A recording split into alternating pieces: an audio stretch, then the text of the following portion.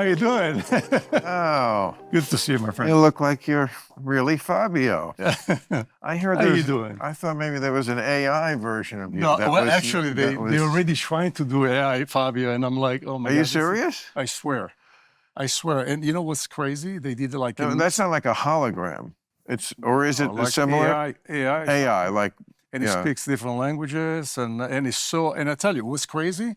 They did it like in 10 minutes, okay? And I couldn't believe how real it was. I mean, this stuff is Well, scary. where would I see this? Where do they like on the internet? I'll get you a link. Well, let's not go that far. I'm not saying I want to see it. No, I don't. I mean, that to me is scary. It is scary. And I'm sure they'll do it to me. I mean, it's certainly going to be an issue in this presidential campaign. Yeah, and I'm telling you, it's going to be a point, that's why Elon Musk and all the people, they're saying, hey, this thing is scary. This thing, AI can get to a point where it can outsmart the people and can take, Of course, that's the fear. Right. That's the main thing. But it will happen, there's no doubt. It will happen. My friend just gave me this movie called Colossus. You can't see it online. You have to buy the actual movie. It's from 1971. Eric Braeden, you know Eric Braeden? Longtime soap opera actor. He was on the show for like 40 years. German guy. You must have seen Eric. He was in the Rat Patrol. Okay. He's German with a slight accent, but he's the star when he was a leading man. And it's like amazingly prescient because it means 1971. So the computer's as big as this room. Right. Beeping lights. But the guy invents AI. And it does they're talking about exactly what we're talking about now. He assures the president of the United States, who they cast somebody who looks just like John F. Kennedy, because it was only 8 years after his assassination. So, Mr. President, the machine will never be able to outspeak. And then Russia comes up with one.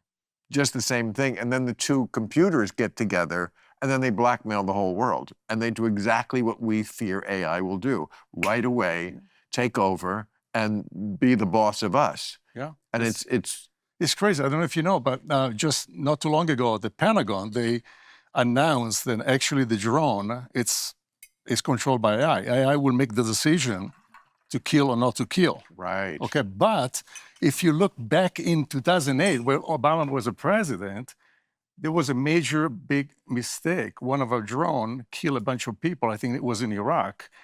And and then came out, then it was already controlled by AI. So AI made that decision already in 2008, and the Pentagon just admitted now. They're just doing it now. There's like, or they would just love to blame it on AI because trust me, we've broken up more than a few weddings.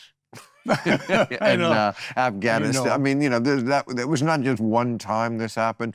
Now, look, I've always been of the opinion that Americans are very naive about the threats in the world.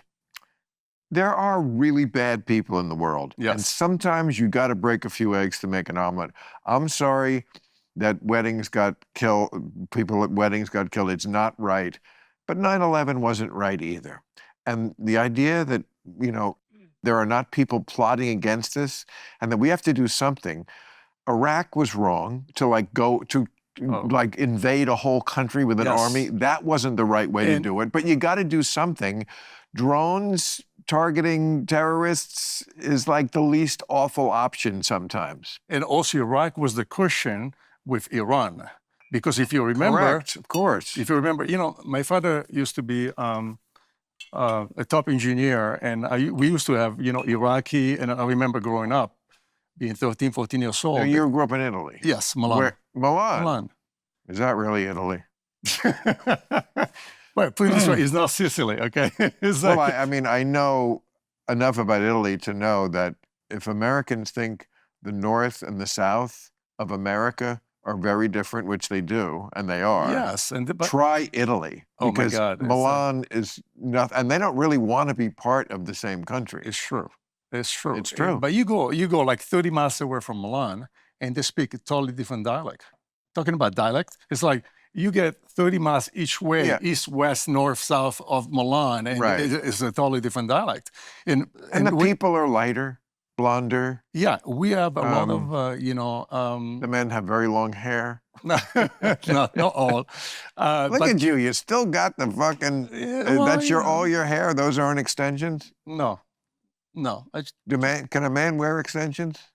It's I mean, without me, being... it's like, come on, we're still men. I mean, probably we're still the last of the Mohican, our generation. Well, we are, I think, like two of the very few men our age, 40, who have never been married Right. and no kids, right? Yes. And this is because we're homosexual.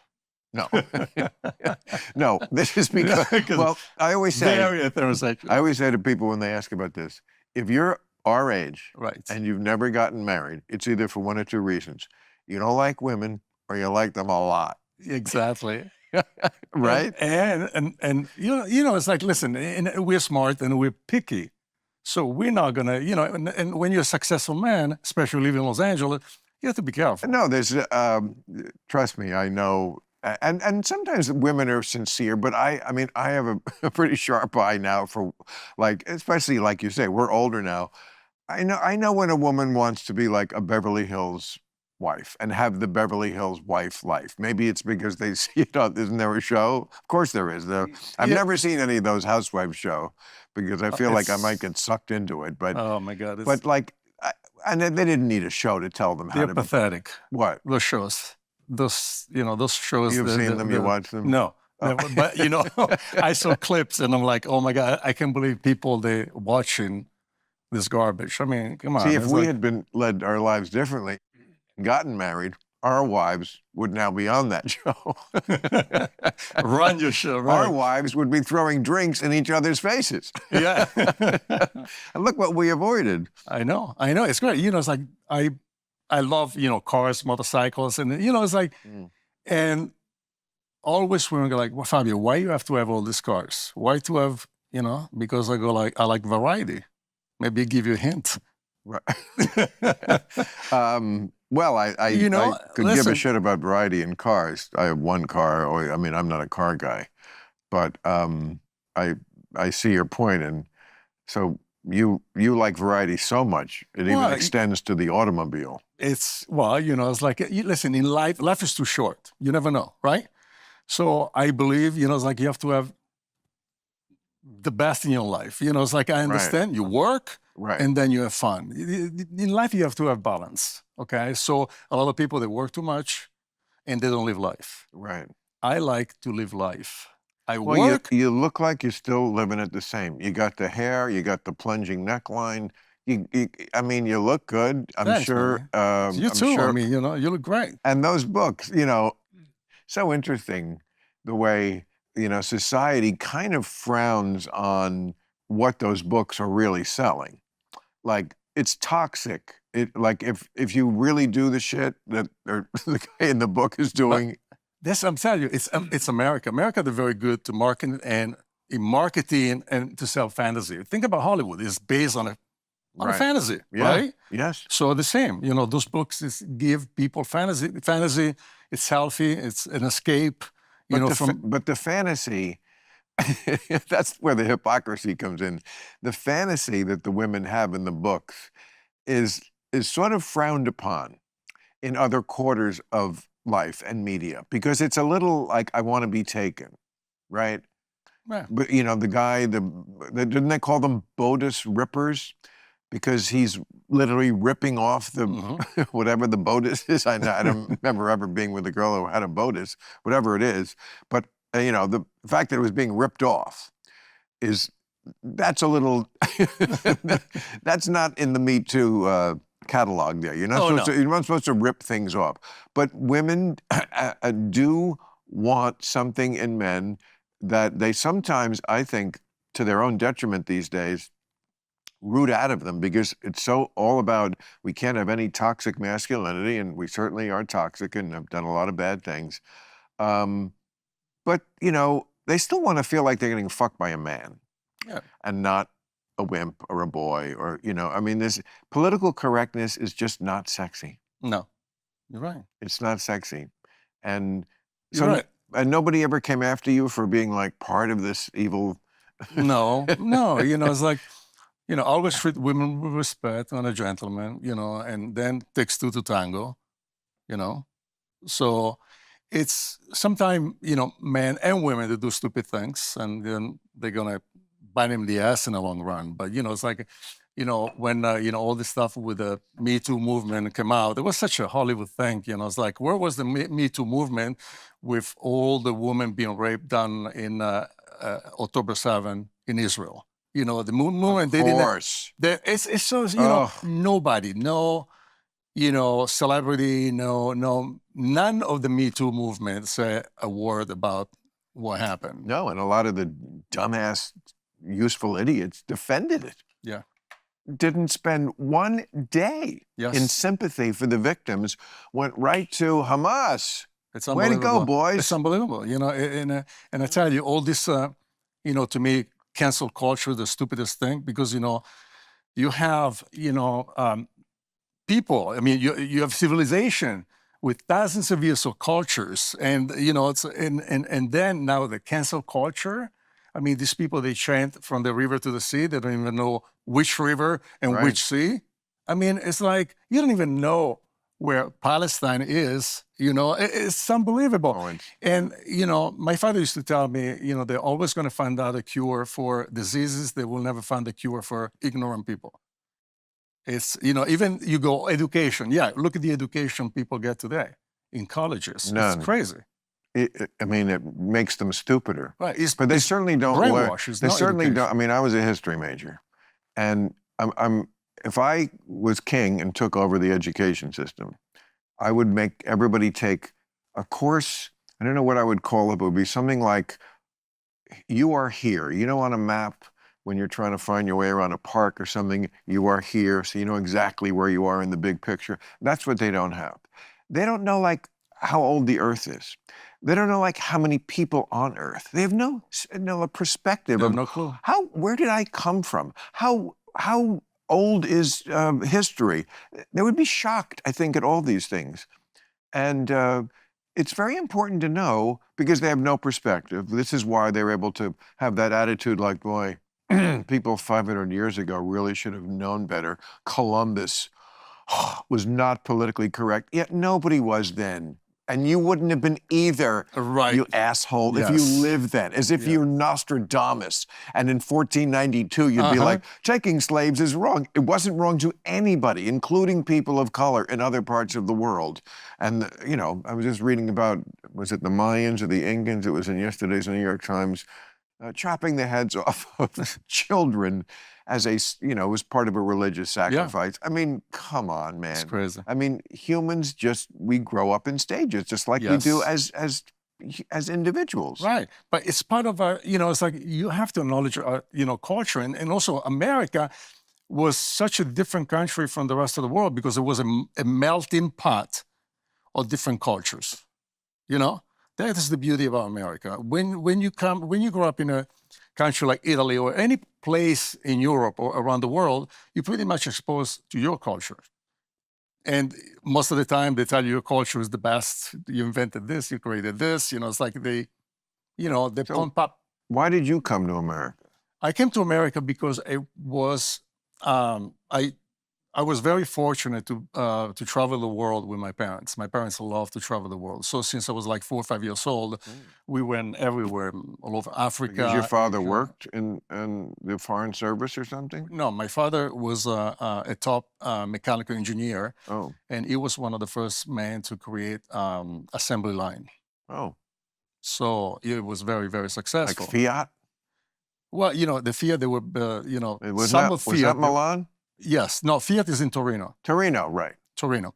But my father built, some of the top assembly line for Whirlpool, for Boeing. So you saw America when you were a kid with your parents, Yes, and you and, just liked it and wanted to move here? Let me tell you something. I've been around the world. By the time I was 13, I was already been around in many, many places around the world. And I never felt home in Italy. I was always felt, I feel like a fish out of the water in my country. Yeah. I think the mentality, the Italian mentality is kind of like, it's narrow. It's like they still live on a Roman Empire.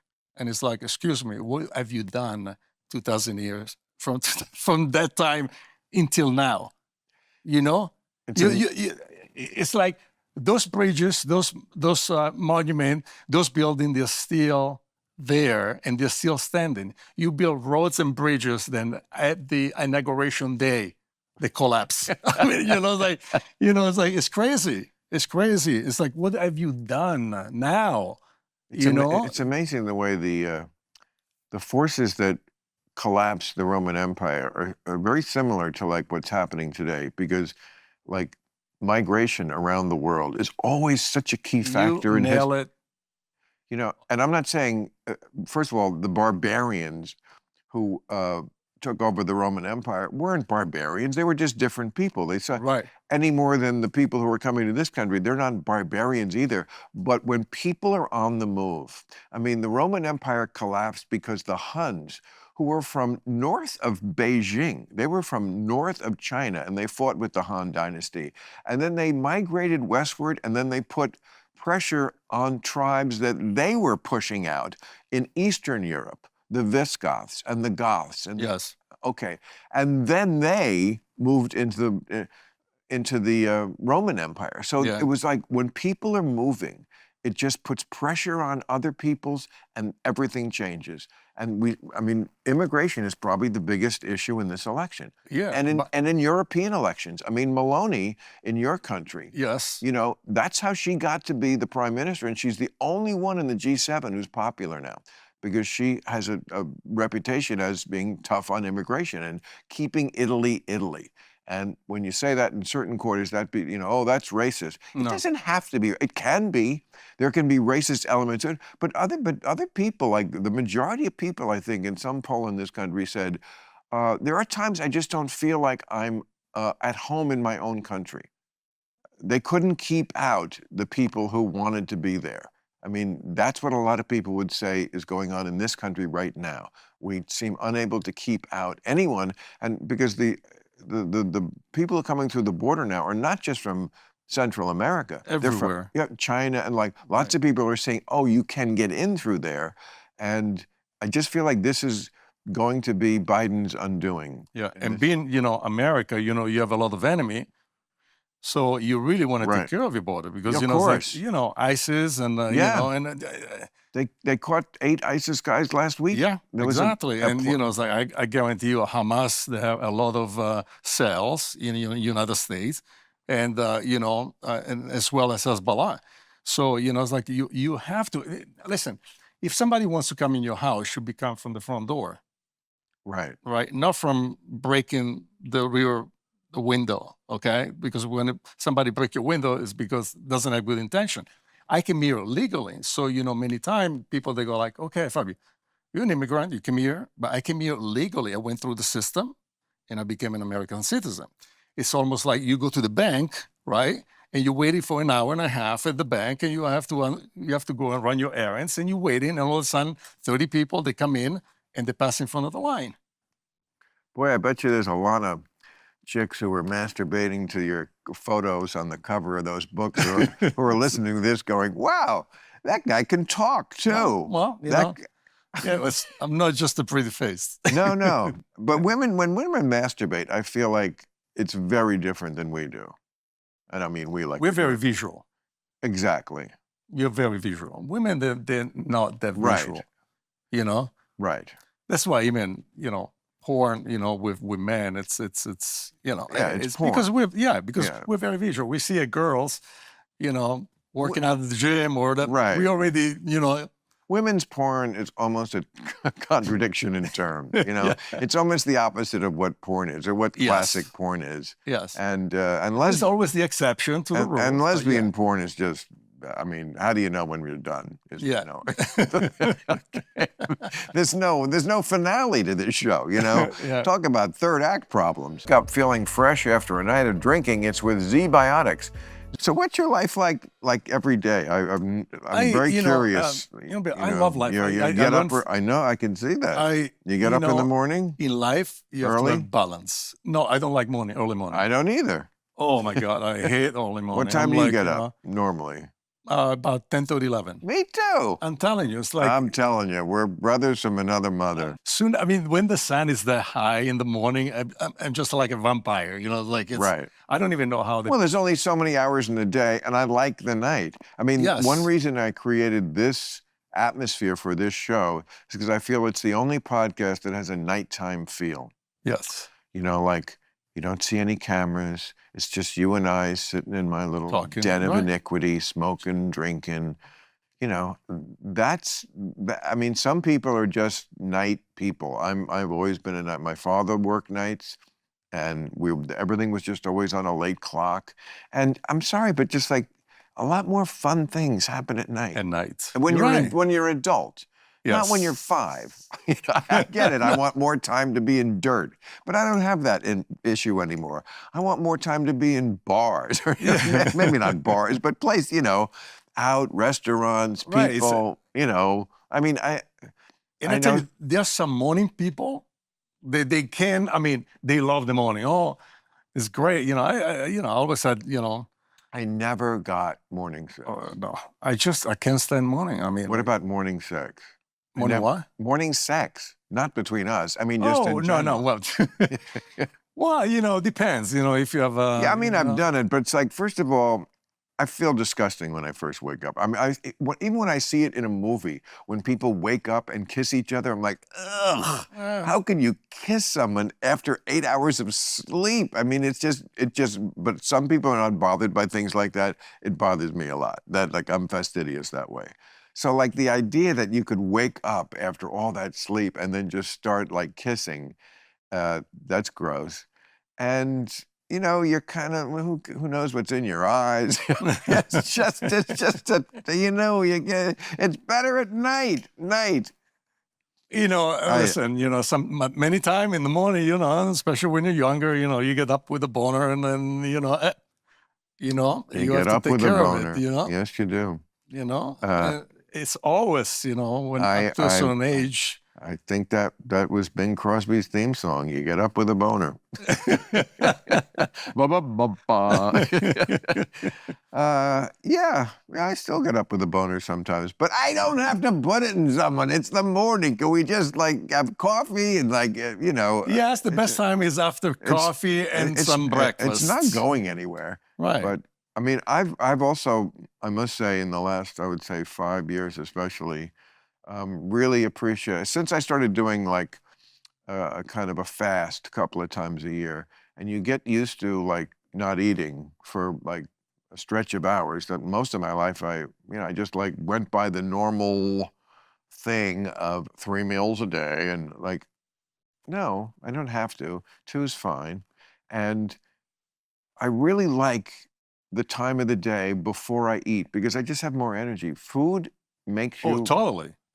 Yeah. It's like, you want a good, normally I always say like a brunch, because by the time I get up, I have, my breakfast, and then some eggs, omelet, and so on. Right. So I do my brunch every time. And then I don't eat until, the evening. But yes, of course, it's like every time you eat, you get more energy. You get less. Huh? You get less. When they eat, you I get more. from eating? Yes. Oh, see, there we're opposite. Yeah. No, to me, I'm like a wolf. I eat and I want to sleep at the mouth of the cave. It's like, because the body, most of the body's energy is taken with digestion. When you have to digest something, that's like, I never want to like fuck after. You know what? It's fuck and then eat. It makes so much more sense. I'm It's trying so funny because in Italy they used to tell me that, or you eat and then and I was like, no, I can eat and then go work out, or I can eat and Really? then have big time Well, sex. you are truly Fabio. Yeah.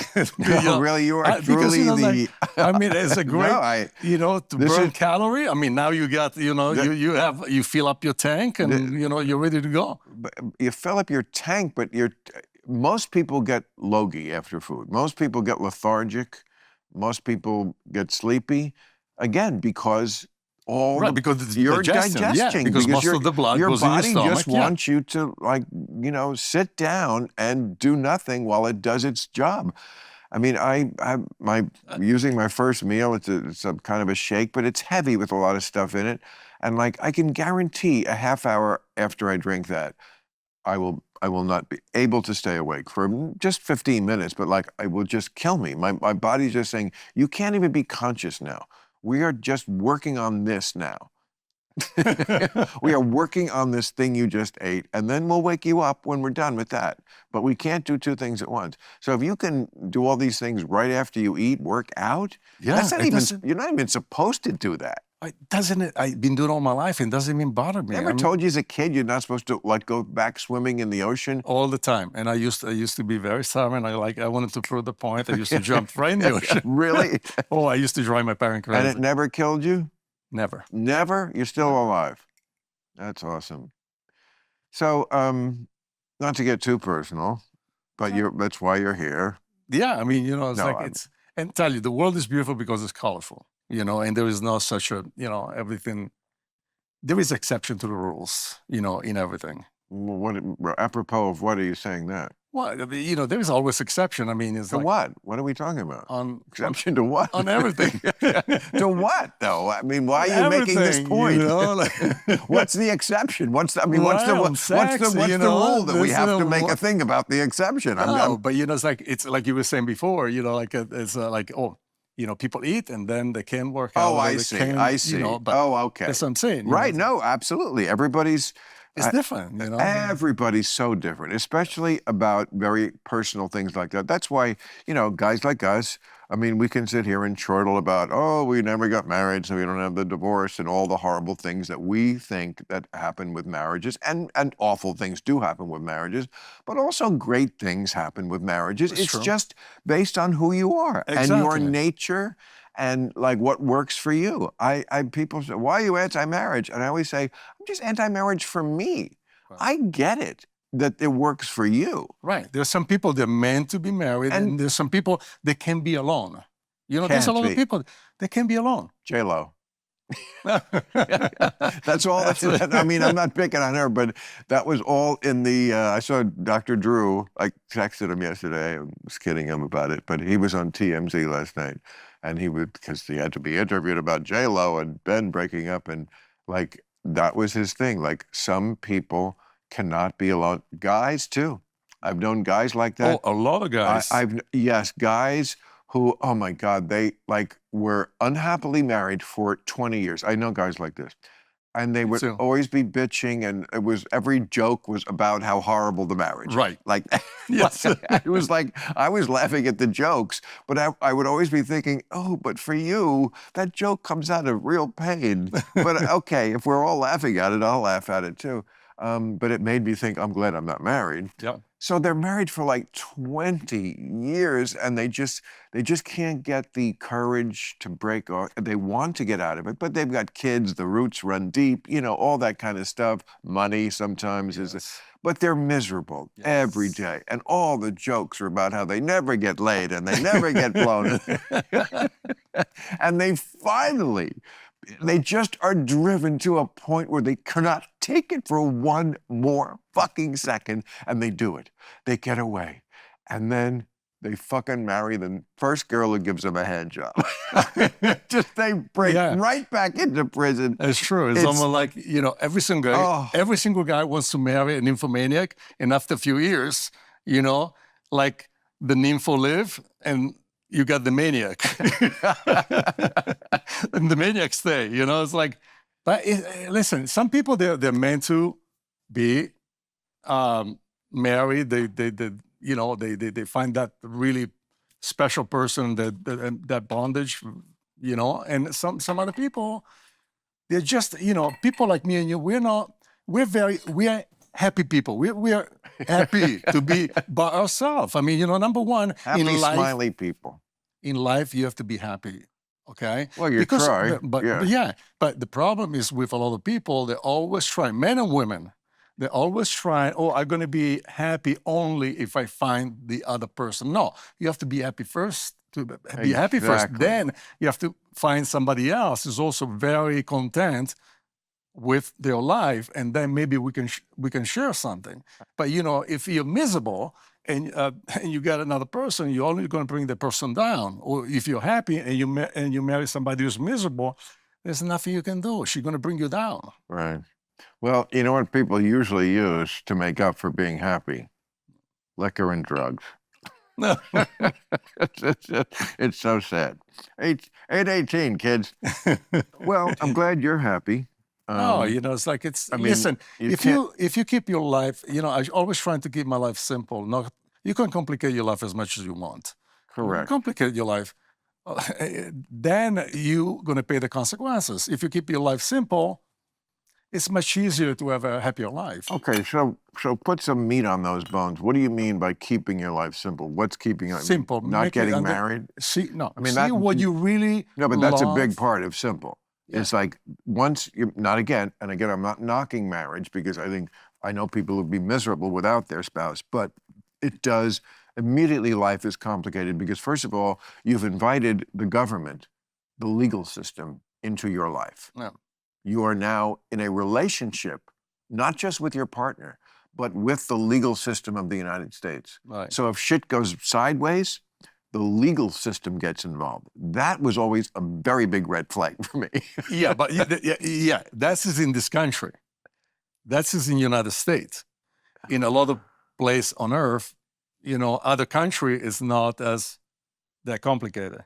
What do you mean? But in the United States, everybody knows. I mean, You mean the divorce? It's easier to get divorced and stuff in other countries?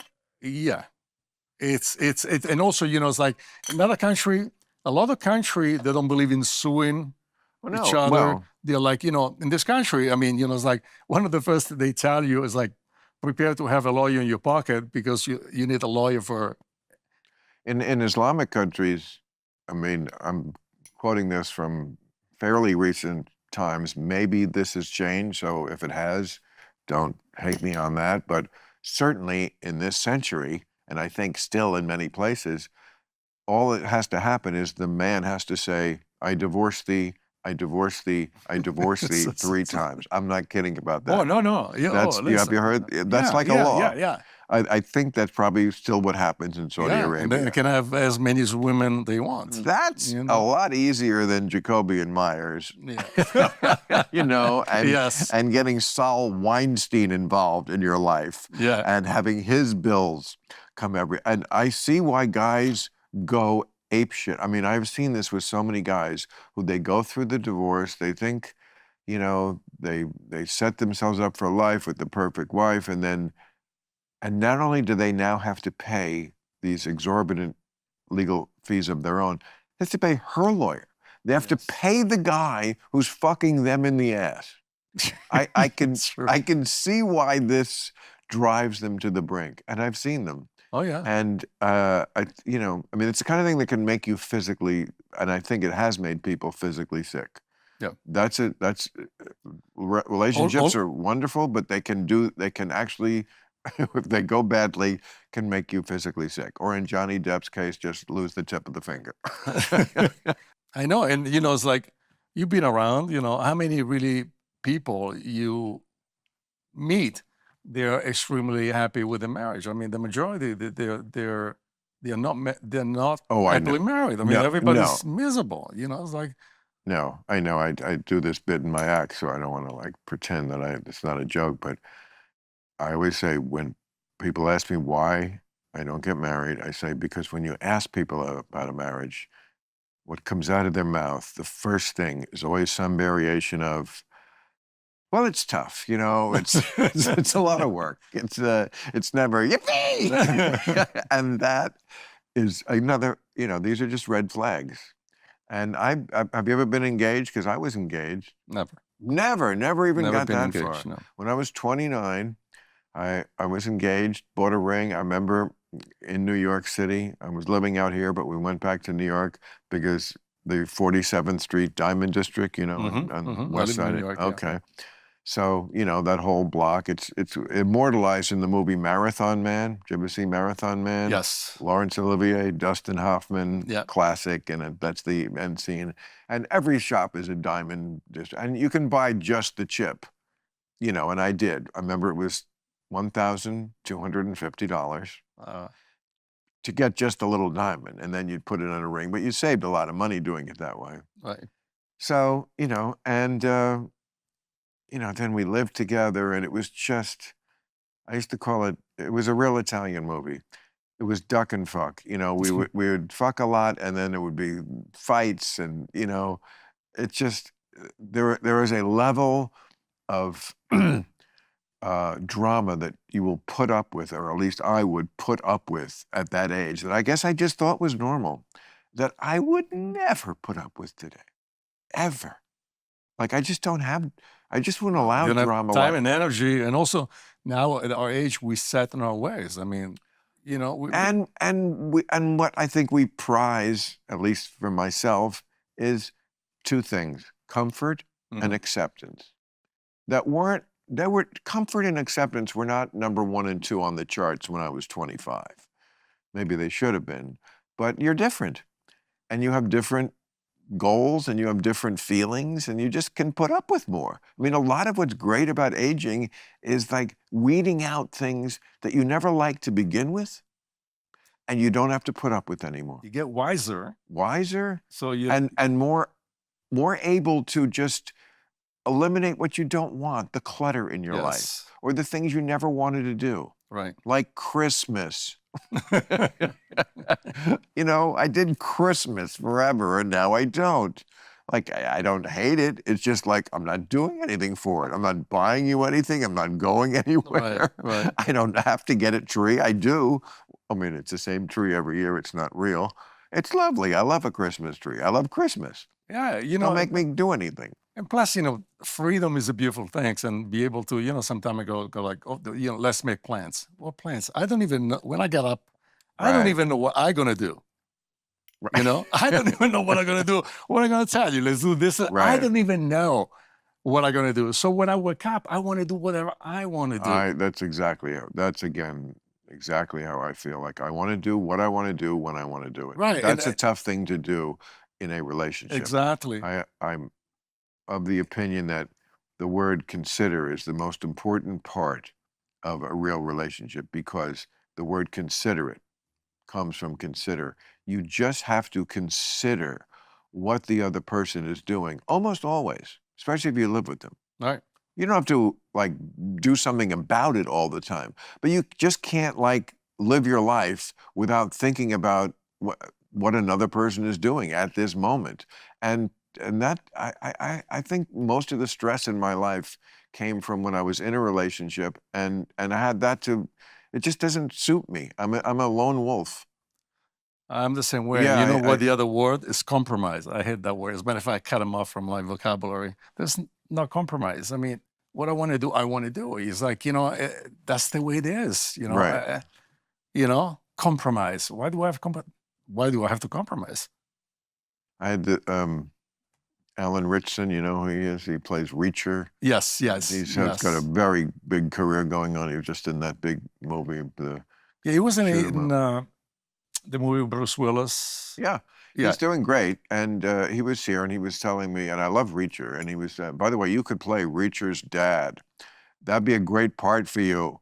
Oh, see, I'm always helping people's careers here. You'd be perfect, because he's big. That's the whole thing. There's 1,000 Sasquatch jokes about him in the show. But like he was telling me, he's like, yeah, wherever I'm on location, my wife and my kids come with me. He said, I'm a lone wolf. I'm like, lone wolf? I'm a lone wolf. Yeah. Your wife and kids come with you. That's not a lone wolf. Right. I mean, it's cool. I'm glad you like it. But this is a lone wolf. And it's actually hard to stay single, especially if you are successful your whole life. I mean, you have to really work at it. I mean, somebody once shouted at me when I was on stage, how are you not married? I said, vigilance. Sometimes people, they have, society, they have, they categorize, it's like, you get to a certain age, and, Right. you have to get married. Women, you're getting older, your clock is ticking, you have to have kids. And right. it's like, there is no real rules in life. I mean, it's like there are some rules that society put, Well, but you don't have to follow. we're lucky because we live in a place where there are no rules. Yeah. That's why we love America with all its flaws, or at least I do. Oh, it's the best country in the world. Even with all the shit, Yes. there's a reason why they're trying to get here. The reason why our problem isn't keeping people in. Yeah. We're not building a wall to Right. keep It's such a them, bad kind.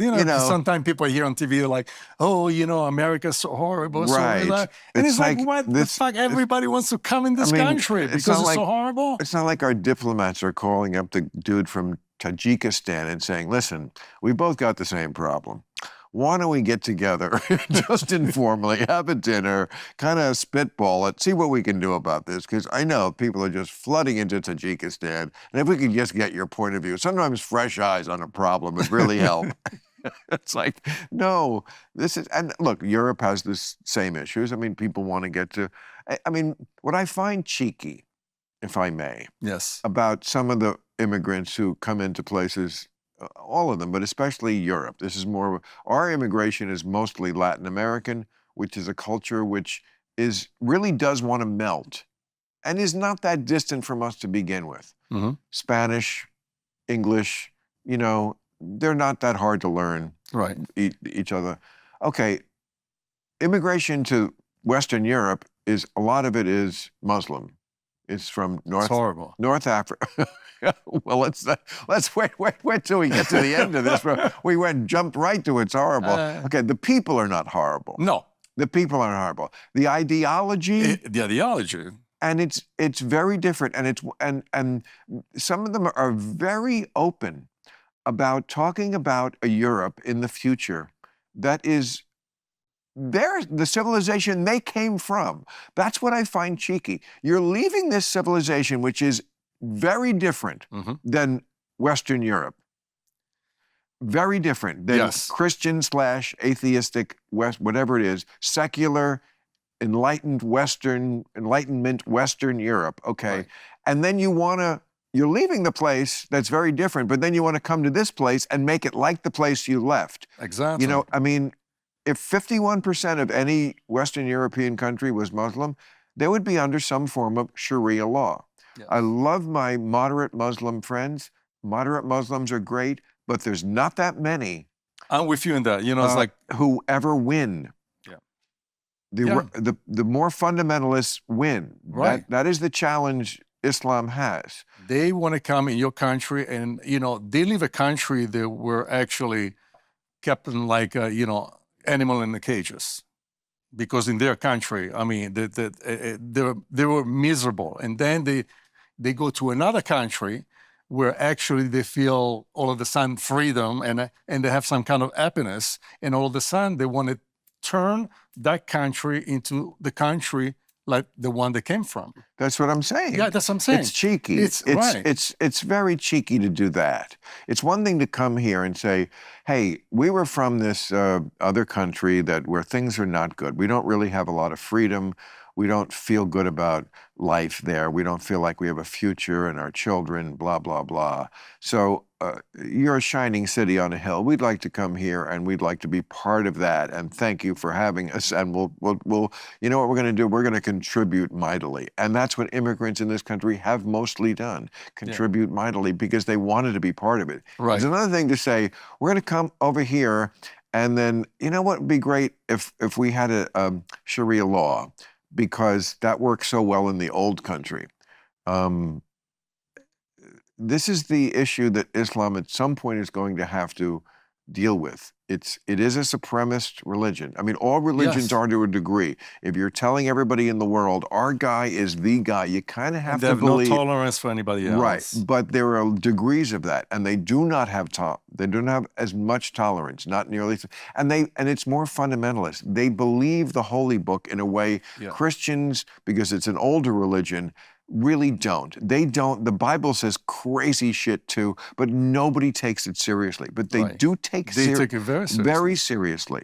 That's why they've shown it. Beheading people from the time of Muhammad all the way to the modern day, and nothing has changed. And when also Europe was invaded, back, I think it was in 1400, from Turkish and the Arabs. I mean, Europe Well, it was. was invaded way before that. No, but I'm saying, but it's like then the European, they kicked them out, and the Muslims said, we will be back. Oh, they were. They were at the gates of Vienna in 1529. Yeah. And also in 1678. Did not get past, but Vienna is the heart, not the heart, but close to the heart of Europe. I mean, and I've been in Vienna. I was there in the summer of 2010. And at least in the summer, like I would say at least half the women on the streets were in a complete black chatter. Totally. Totally. It's all over Europe, I can tell you. A friend of mine is a federal judge in Italy, and he just retired because he told me, Fabio, I mean, I cannot believe where our country is today. And I said, why? What's happening? He goes like, number one, Italian citizen, they are fifth-class citizen, not even second class. They're fifth-class citizen. Meaning? Meaning, then everything, the government supply everything to the immigrant. Everything's for free for the immigrant. The pension plan is pretty much gone. You have old people, 89 years old, they go and collect their pension plan. The government says, go home because we have no money. But in the meantime, they give free phone, free everything, free I mean, this home. this is a similar complaint we hear in America. But but this has been going for many, many, many years in Europe. And they're to the point where, like, my friend who's a federal judge in Italy said, I can't take this anymore and I'm going to retire. I mean, our police don't want anything to do. In the middle of major city, you will have 40, 50 people from Arab country, from Africa. This is a major, during the day, major square. They get around 40, 50 guys, they get 5 or 6 women, and they rape them right there on the street. The police can be 10, 15 feet away, and the police don't want anything to do, because if they get into confrontation, then, if they beat up these people, they're going to be racist, and so on. And my friend told me it got to a point where law do not apply to these people, all the immigrant.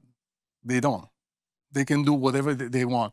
Their jail system is full, so these people, even if they commit crime, they get arrested, they get released the next day. So they commit more crime, they get arrested, they get released the next day. I mean, it's like that constantly every day. You turn the TV on, it's constantly, a lot of gypsy now, they're living in Italy. The women, the gypsy women, they go on buses and metro. They put they stack a pillow under their, coat.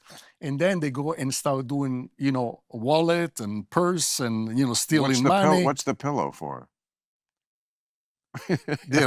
They pretend to be pregnant. Okay. Because in Italy, there is a law, and a cop cannot touch a pregnant woman. So they put some TV show, put some camera on a metro, and they caught on video all these women, pregnant women, gypsy, stealing money left and right. So they call the police. So the police wait at the stop. When the metro stopped, they went in and to talk to these women and try to arrest these women. And these women, they're hitting the cops, they're spitting on the cops, they're calling the cops' name, and the cops, there's nothing they can do, because these women pretend, even if they pretend to be pregnant women, because they're not, the cops, there's nothing they can do. And these people, they get away with murder every day. I think sometimes people in this country don't understand that crazy woke shit also happens in other countries. Oh, I feel like you could do a whole show about crazy woke shit in other countries. Because, trust me, Italy, France, England, England, Germany. I mean, it's like, I remember reading one about, and it was England, and the kids, the ones who are so afraid of everything and need a trigger warning for everything that's going to upset them.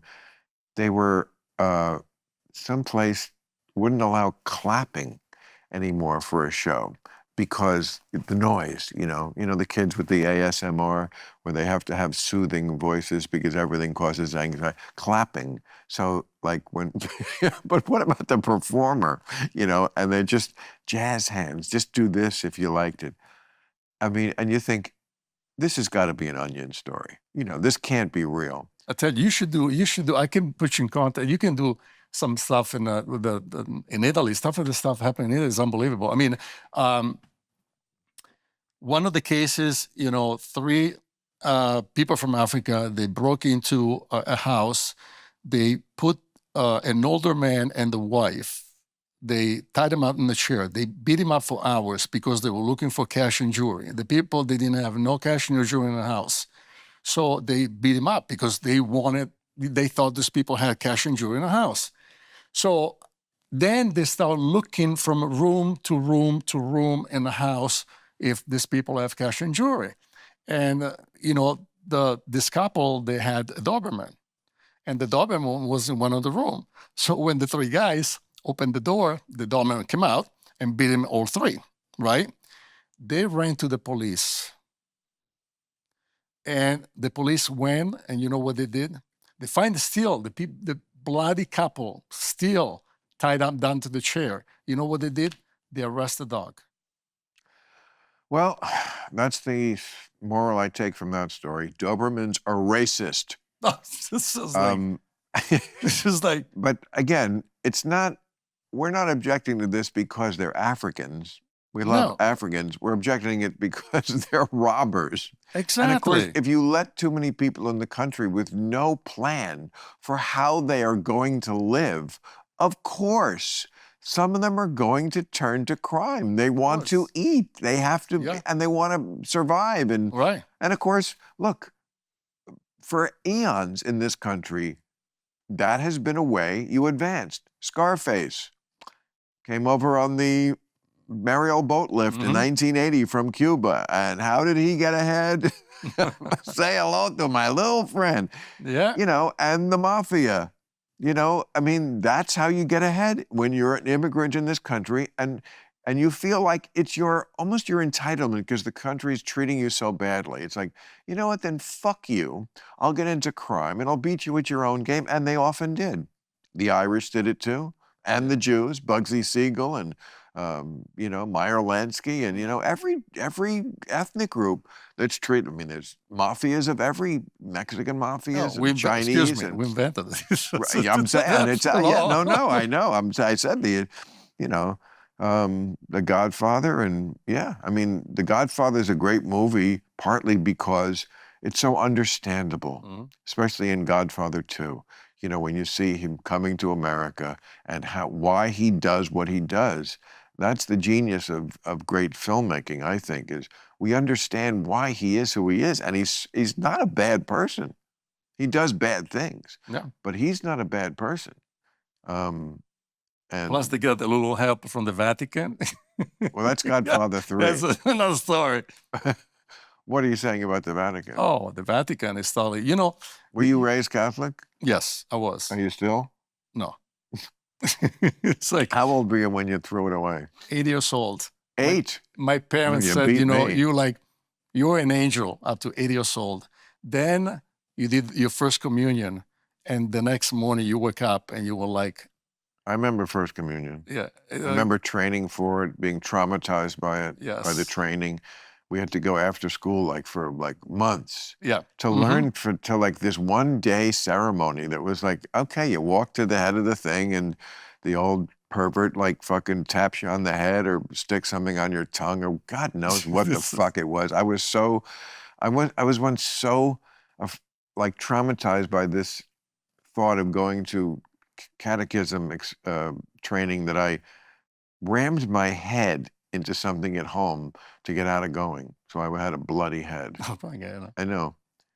No, I was I was really good until I was 8 years old, and then I have the first communion, and then the next day I turned into the Antichrist.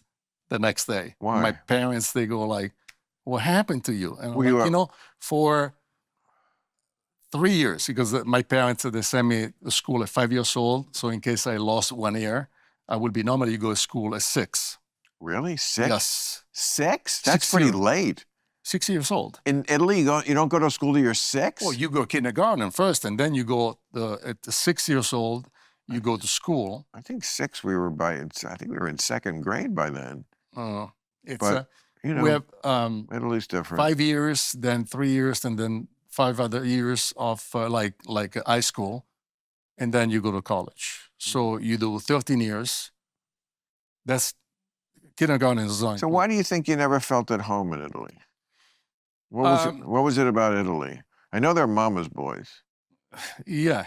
60 Minutes once did a story about all the grown-up Italian men who live with their mothers. Mamoni. Yep.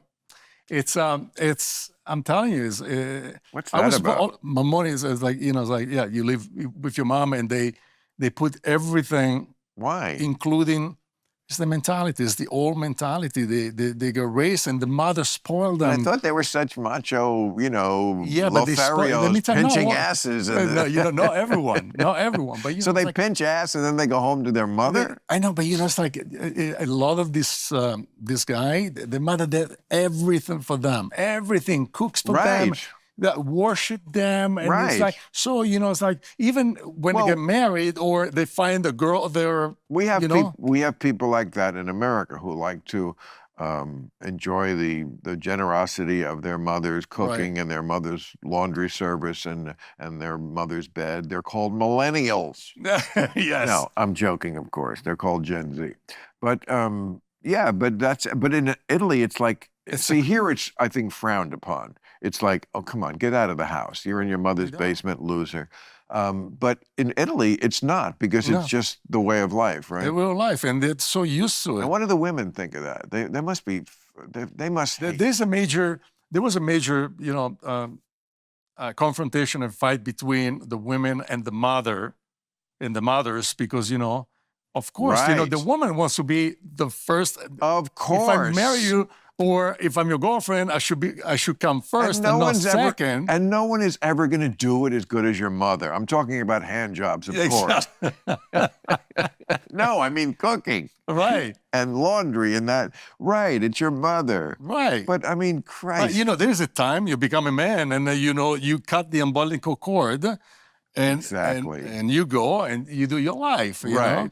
And a lot of when I tell you, Bill, when I left Italy, all my friends say, "Are you crazy?" It's like, "Why are you leaving? You know, you have a very comfortable life in Italy. You know, it's like your parents are great. They have your father have a big company. You don't have to worry about for the rest of your life." I say, "I don't care. I'm leaving because I don't like the mentality. It's old mentality. I've been around the world, so I have a world mentality. I've been in America many times, and the only time I felt, I swear to you, the first time I came to the United States, I was 13 years old. And soon I got off the plane, I go like, oh my God, I feel home. I felt that way when I came here.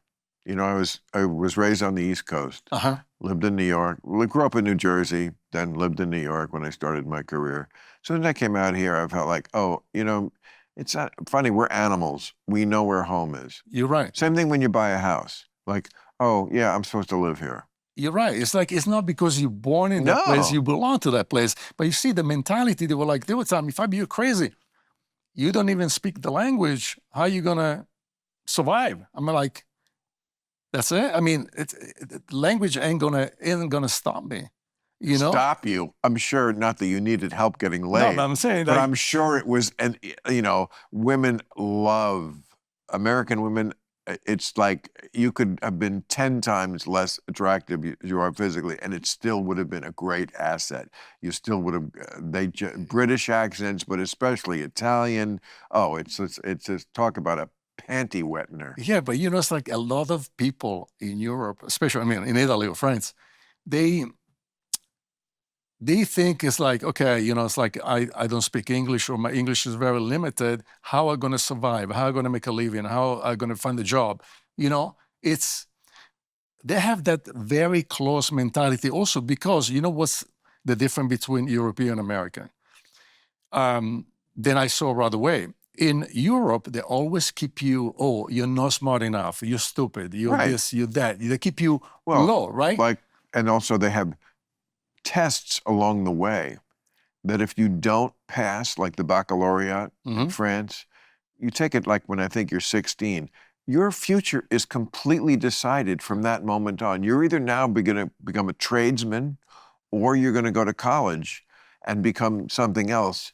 That is what, again, is great about America. Exactly. Also because You can always reinvent yourself. exactly. In And this in America, country. you know, they're like, oh, I think I can do this, this, and this. And America's like, okay, do it. Exactly. Do If it. you, You know, yeah, show me. It's right. like they give, especially the young generation, you know, they give opportunity to everybody. In Europe, in Europe, the mentality is so old, and you know, like the people on top, they're like, oh, you know, you're too young and too stupid. We're the old one, we're the wise one, and we know what's better for you. Okay, so we're gonna tell you because you're too stupid, okay, to think for your own. We Well, are the wise one, and we're gonna tell you. So they have, yeah, you know, but we just all this. said that it was the kids who are marching for Hamas who are dumb and stupid, and that we do need the older Oh yeah, ones well, you know, it's like sometimes to actually do that. y- It's a mix. You need the energy of the young, but let's not pretend that they are wiser. Now, older right. people can do stupid things, and they certainly can do corrupt things. But in general, I would rather have my fate in the hands of somebody who's lived. Yeah, definitely. I But mean, I'm talking about I wouldn't want a young doctor, would you? no, Would you want a no, doctor who's 30? no. You want an older doctor, somebody who's Right. wise and he did I a want a lot doctor who's seen it and live it. 5,000 Yes, times. yes. But you know, it's not so much that. It's like anything you do over in Europe from a young age. You know, it's like they any dream you have. That's the beauty of America. Any dream you have, you can. Yes, you can. You can. Over there, it's like, no, we think you're smarter than everybody else. You think, you know, like they downgrade you. They make you Right. like, no, No. you can't do it. You can't. Where here is like, show me. No, it's, That's I the mean, big difference between. So when I came to America, I was like, number one, America was back then was so far ahead of Europe in technology. I mean, I remember the first time I came to an American airport, it was like, oh my God, this was unbelievable, you know, futuristic technology. And my father was into, like, he was a top engineer, so I love technology. And I remember he used to come to America also to see different kind of assembly line because, you know, like my father was one of the second or third man in the world to build assembly line. The first one was Ford, is the guy who invented yes. conveyors. Okay, so then back then he was coming to America to see all the new stuff. You know, if there is some new stuff. But then 20 years later, I said, Dad, why you don't go anymore to America? They go in technology now. We are more advanced. Really? Yes, we're more advanced. Now they come to us. Italy was more advanced than America? In certain field, yes. In certain field, yes. Like That's not mostly where, I mean, America, like let's say in electrodomestic, okay, there was a company named Zanussi, then became Philips, and it was at one point, with my father's assembly line, they were making just refrigerator, 13,000 refrigerator a day. And, and at that point, there was no company around the world that were making that kind of, numbers every day. And this company was selling refrigerator, washing machine, dryers, you name it, all over the world. So back in beginning, it was Whirlpool, but then Whirlpool came followed back in their, they were not so advanced with their assembly line and conveyors. And I'm telling you, it's like, a lot of, and the German, the same, it's like all of a sudden, come on, Germans are- German engineering, but Germany and Italy are so different. Which But is, you know what? It's in a lot of field, let's say, because I grew up in that, business with my father. Let's say all the wheels, all the most beautiful wheel in the world, they were made in Italy. And so the German, they were buying all the Italian wheels to put on German cars. So, and a lot of things, some stuff, they were like wings of jet fighter.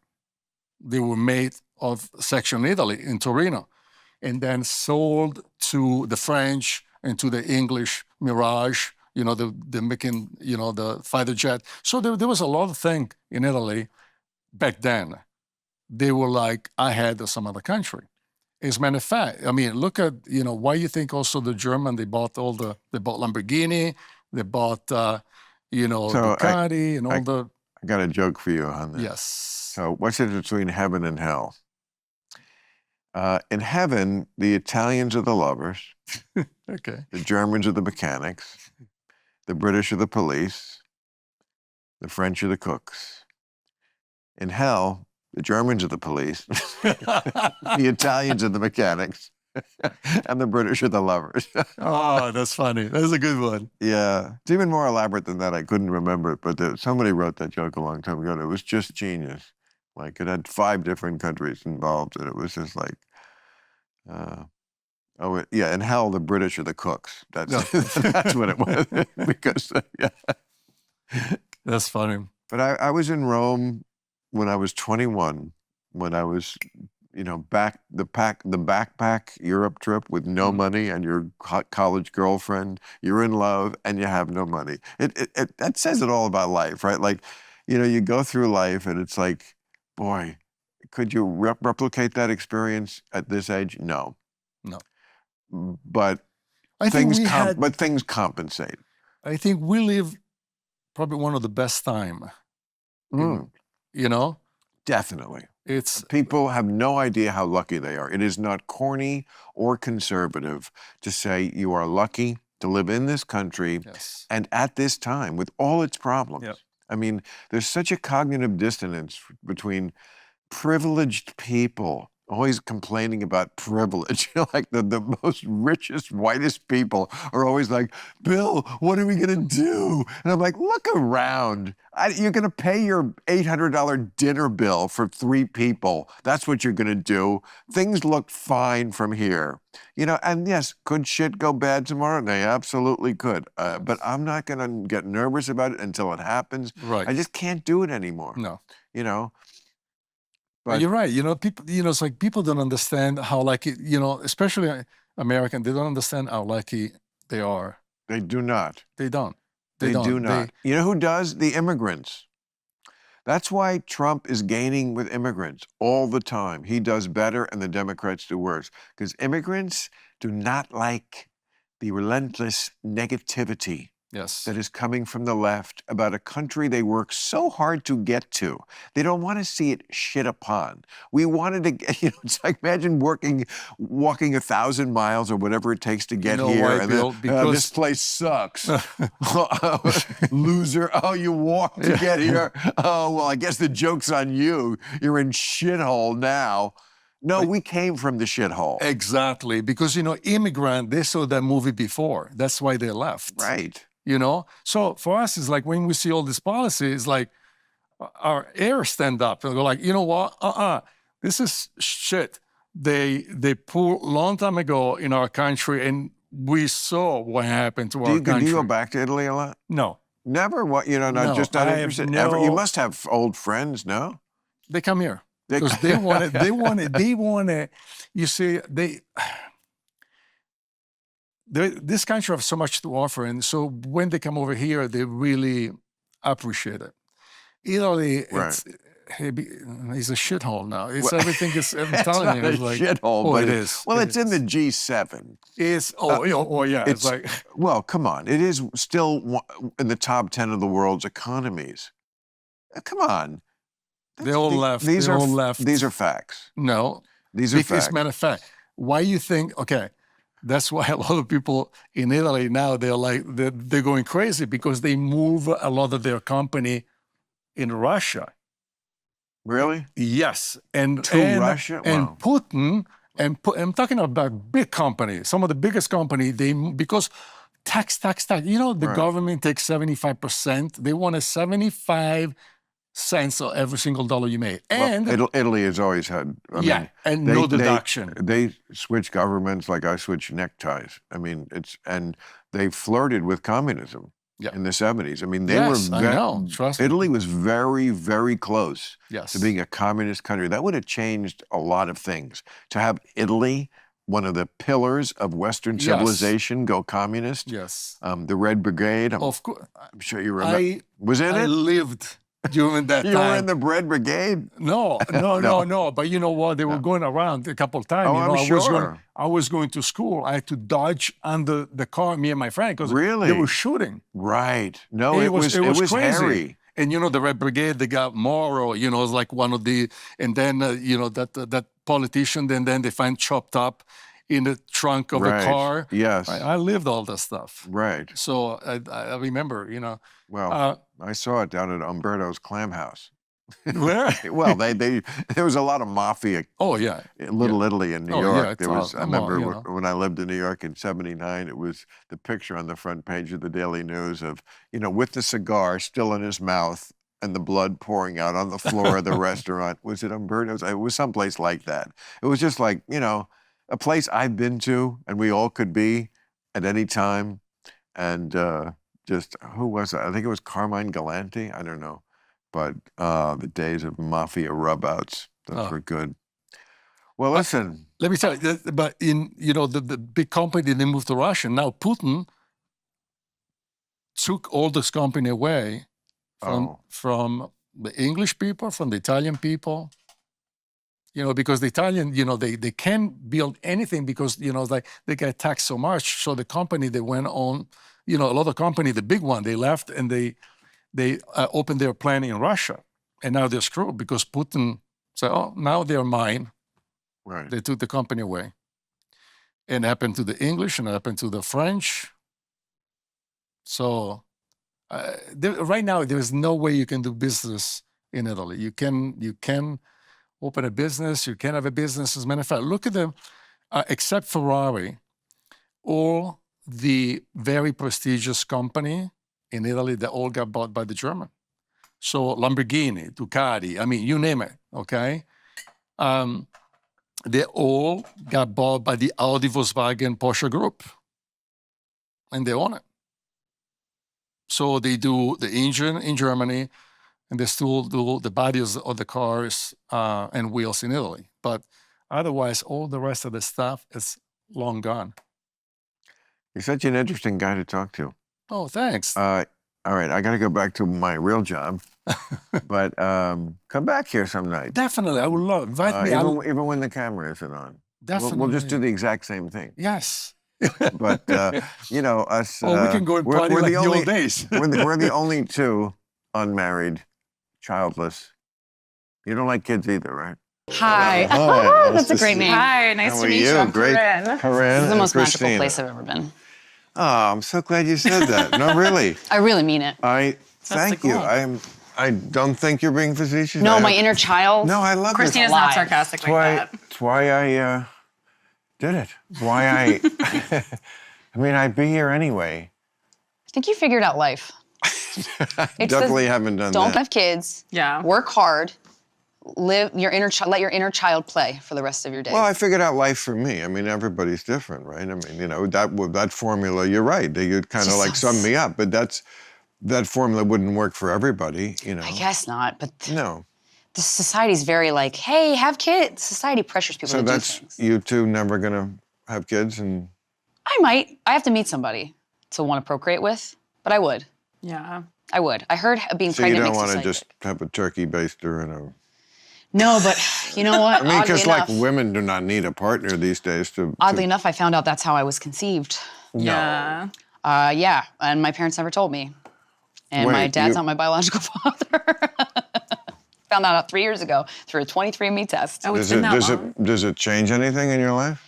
No, it's just really bizarre thinking you were biologically related to a guy that you're not biologically related to. Right. That's very bizarre. My brother, I have an older brother who's both of their kids. So What does he he's- look like? Like he could be your father? So- No, actually, my older brother always told me I don't look like anybody in my family, and that I was a mailman's kid. You know who's He was right. You know who's definitely not the biological son of Prince Charles, Yeah. right? Yeah. There's a lot of kids He's- running around who aren't biological kids of people. He looks not the stable boy, but he was something with horses. Right. Of course, they're British. What isn't? Right, right. But he was some sort of equestrian, something. I don't know. He was always like with hay in his hair by the stable, and Harry looks just like him. Yeah. Do you know I found out that I didn't know? Khloe Kardashian and OJ? Yeah, that's what I was just like. I didn't know that. Everyone else knew that. Well, I mean, it's not. you know? It's not confirmed. I think their lawyers could come after us if we're like, that's definitely Right. true. I didn't even know that was a We'll find out if it's true if she stabs Tristan. Hey, that's good. Nice. Yeah. OJ's, that's my girl. That's very funny. Yeah. Bill, that's a bit. What's a bit? Oh. That's hilarious. Oh, thank you. Well, you know, it's like you start out in life, like I did, like everything, when you're a young comic, at least in my era, you know, everything was a bit. And, you know, Right. right, every bit. And now it's like, I'm not going to remember any more bits. I'm just going to do them at the time. Really? Nice. That's how you perform these days? Well, apparently I just did a bit. You did? No, okay. Who's pussy? Who's pussy? Fill it in. Let us know. Who cares? That's why we're Sounds like here. throwing that back to the, We're here for this. We love gossip. really? Yeah. Of course you do. Yeah, gossip is fun. I love gossip. I want to know like what Actually, Justin Bieber eats. you know what? It distracts you from your inner pain, too. I know all the gossip and always have, and people find that very odd. You know, there's like, don't you read all the time? Yeah, I read the Inquirer, I read the Globe, I read the Star, and I read Us every fucking week, and I have for years. And You when read those things? The ones you every- get in the grocery store line? Absolutely. And I've had since the 80s. When I get on a plane, Saturday morning sometimes, if it's all the way back east, after I worked a full week here, edutaining America on Thank you for that. real time. Thank you. And I'm going out to fucking Cincinnati or someplace to do stand-up. I'm not happy to be up in the morning. Who is? Not me. I'm not happy to be on the plane, even though it's mine. You own it? I never bought it. I leased could have. it? I always, yeah. What's You don't want to own a least plane. pl- It's too. There's too much. Then everything is your problem. Right. It's similarly like to a boat, how like docking it becomes a whole financial. Even worse, because you have Yeah. to clear. You know, you'd have to. Pilots are your problem. Right. Parking it, you just can't park it anywhere. Right. All those logistics. Fuel, landing rights. You know, Landing rights. Oh, of course you wow. can't just take off and land. It's not like a fucking limousine. You know, It's- you have. Yeah. So, anyway, point being, I don't want to read the fucking newspaper at that hour. That's my guilty pleasure. And I've had people actually celebrities try to shame me, like, you shouldn't patronize that. You know, they show pictures of our children. Well, too fucking bad. Right. You know, it's not fair. And lots of things in life are not fair for different sets of people in different circumstances. This is your cross to bear. We all have something. That's the celebrity injustice. I'm so sorry, Yeah. this is your thing. Right, Yeah. right. And then what do Want they to hear say? some They're like, other people's things? Because everybody's got some. Yeah, you're This like, is this your one. worst It ones. sucks. Sorry, life sucks. I'm not going to stop reading the Inquirer. Right. So I know all the gossip. You can test me. wow, that's really impressive. You probably And I know well love enough. TMZ. Wow. You love them? Have they been Yes. good to you? So good. They show a clip of mine like every week. Wow. Cool. Harvey, you don't watch TMZ? No, I don't have a Oh, I love television. TMZ. I just got rid of I get all my TV news from TMZ. Well, I know someone who used to be a paparazzi. They like to be called street journalists, I found out. Yeah. But I know a street journalist, and I'm big into like pop culture. And I love street journalists because that's how I always know when celebrities are in New York. And he gave me the exact location of Justin Bieber. And I met Justin Bieber because of TMZ, kind of. This So was a goal of yours? that was a big goal of mine, yeah. Did you lose a bet? If it makes you happy, if it gives you a little joy, What? the tabloids. If Oh. it's like your thing, fucking do it. Yeah. Exactly. Do you like reality TV? Fuck them. I agree. Plus, it keeps me up with lots of people who are my friends in the business who I don't see often that, so, if I don't see them that much, it's like, your look, Facebook. Woody Harrelson's in London. I haven't talked to him in a couple of months. Yeah. I see that, it's like, oh, good. I thought the Inquirer stuff was untrue, like it was all untrue stuff. Like, No, absolutely not. Some of it is, well, you have to know how to read it. Like, right. if they say you're dying, buy a coffin. You're dying. You're definitely dying. Really? Yeah, because that one, it's easy to quantify. You can tell when people, just by a look sometimes. There are people who, my doctor, a lot of doctors, I think, just could look at you and tell you a lot of things just by looking at you. oh yeah. So, and one of them is you're almost dead. Which Your is, energy reads. no, it's not a good thing, but so but romantic things, no, you could tell when they just make it up. It's like, oh, we have a picture of them together. The one that was the outlier there was Ben and J-Lo getting back together. Because normally, that's exactly what they would write, just making it up. Now that Ben and J-Lo are both single, they're back together. So when I first read it, I was like, oh, this is what they always do. This is completely made up. Right. Because it's plausible and we have... And it's what we And that want. one turned out to be true. Yeah. Yeah. That one actually turned out to be true. So you're like, the boy who crawled. It was like cried a wolf. broken clock twice a day, Yeah. So, but yeah, I love the tabloids. I wouldn't have guessed that. That's very surprising, but in a fun way. That's why I'm doing this show. Yeah, good. What else makes you Not that it's happy? really a show. But, Some people do say that about podcasts. Yeah, we know. But that's what's great about it. Who wants to be performing all the time? Do you have a favorite celebrity, someone who you haven't been able to meet yet? Favorite celebrity? Well, I'm not even, I can't think of anyone who I'm trying to meet. I would love that. There are people oh, I just gotta meet. I can't. I'm sure you can make it happen. There are people, the last- Martin Short, that's really. Oh, okay. No, I'm kidding. It's a friend of mine, but I do adore him. Right. If I didn't know him, I would be all over, sucking his dick, metaphorically, of course, about his career, but I have dinner with him every once in a while. And, Oh, that's and so we just know how we feel about each other. But there are people like that.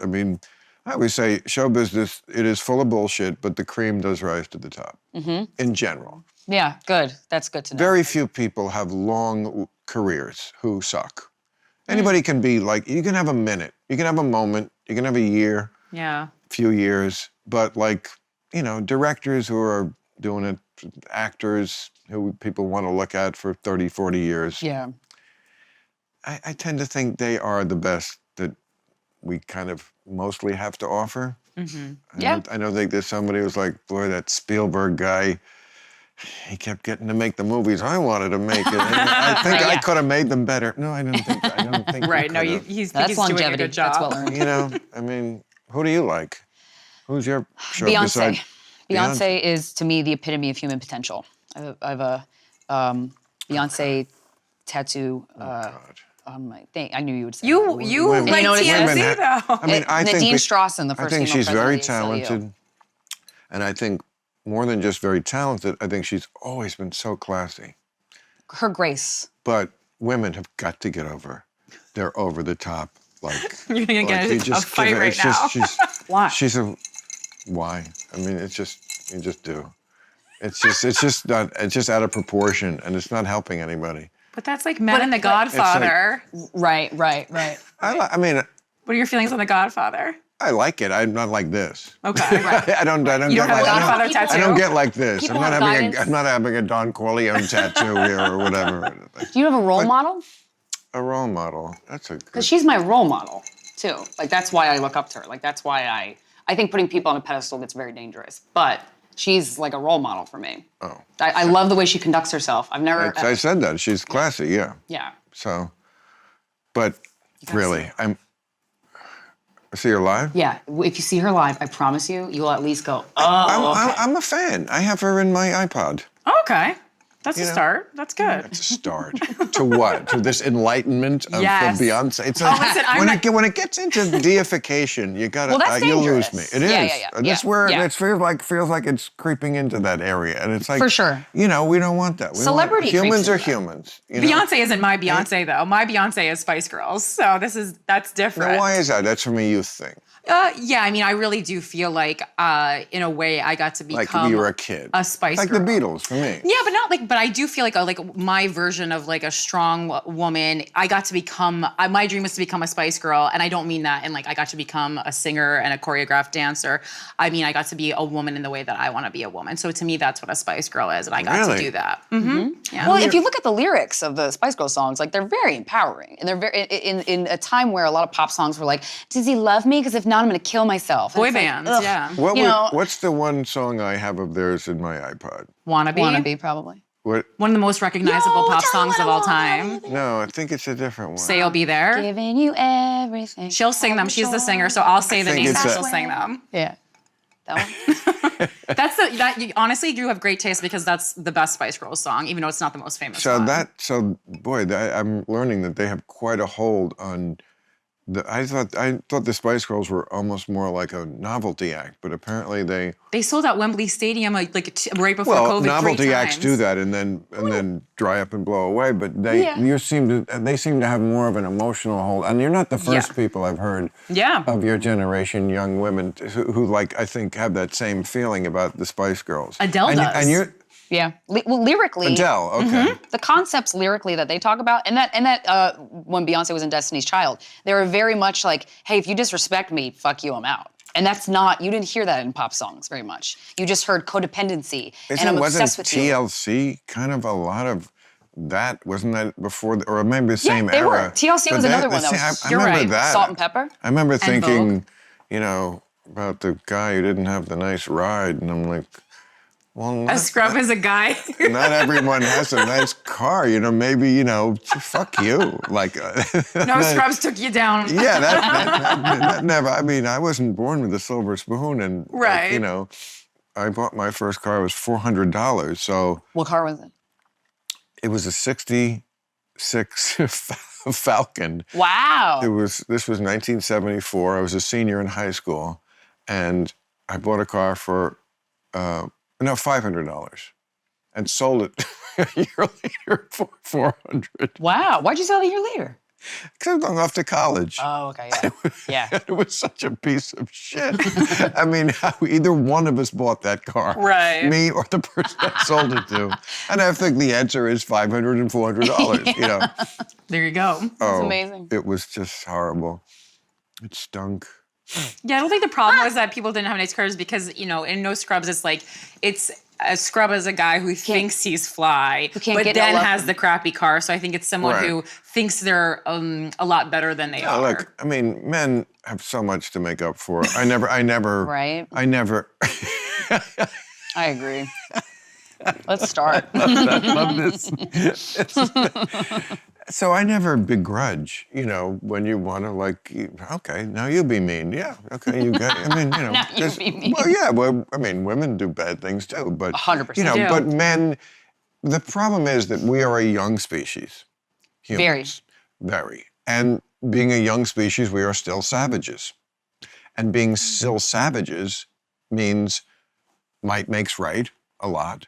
Men are the stronger, more powerful ones physically. Right. So women have borne the brunt of this species being young and still savages. We are just emerging from that now. It's like we're getting to preteen years of humanity's Yeah, age. right. That's how it feels. Right. I will say, doing the podcast that we've been doing for 8 years now, and one of the first things that was introduced to us, this concept, we started getting emails from people asking for advice. So our inbox, we get like thousands of emails every week, all over the world, people old and young, every single situation under the umbrella of sexuality, dating, and relationships that you could possibly think of. You think you run out of things to talk about? There's Right. so much. One of the things Well, that's great that they're turning to you. It's really cool. Yeah. It's really an honor. Very cool. I hope it's great. I like it. It is. I've dealt it with absolutely is. No, it's a lot of pressure an though. honor. You know, if people are asking you. So what would you large rather be advice. doing? Have no pressure and sit around No, bored? no, and, please. no. I thrive on This is pressure. Yeah. Great. And Exactly. I've experienced adult emotions as a child, so like a lot of childhood trauma. So I'm very much like, hey, life gets dark. So I already kind of knew that about life, and so when people can come up to me and tell me pretty horrific stories, and I'm not weirded out. I'm like, oh my god, Right. no, it happens. It happens. Right. It's an awful thing, and it happens. And Yes. It sucks. But one of the things is one of the most common emails we get is, I was raped and I never told anybody. Right. The amount of times that we've gotten that email, it like, as much as I know that bad things happen in the world, I'm like, this is really fucked. To the point where I ended up seeking out a volunteer position at Bellevue Hospital to become a volunteer advocate for emergency room people who would come in who were sexually assaulted or experienced domestic violence. That shit is real, man. Right. Oh my God. And it's so common, and there's so many types of situations where, and I'm just obsessed with figuring out how can we get a handle on this. I don't That's know. what I said before about we're just at the infancy, the beginning of that post-Savage era. Now, it's still going to continue for, it's like you don't wipe out all crime. Right. No. But for the first time, it's like so socially unacceptable. And it's interesting to see what terms are being developed in the vernacular to describe certain things, certain concepts, certain feelings, and two that have recently come up. And I know that there was a movie about this a long time ago, so the word has been around, but people are now using it frequently, is gaslighting. Gaslighting Of and course. love bombing. Are you familiar with love bombing? Of course. Yeah, and so these are tactics. I didn't even know what these words meant until, a couple years ago. And when I did Always learn getting about love them, bombed. Yeah? that's a different kind of love bomb. I'd love to. Love bombing kind of sucks. No, I'm kidding. Yeah. But I know. No, I am very anti-love bombing. I was just saying to Jack, he's about to get married, and I said, stretch it out. You're in it for the Why long not? haul. Yeah. He said, I'm on the road a lot. I might take her with me. I'm like, don't.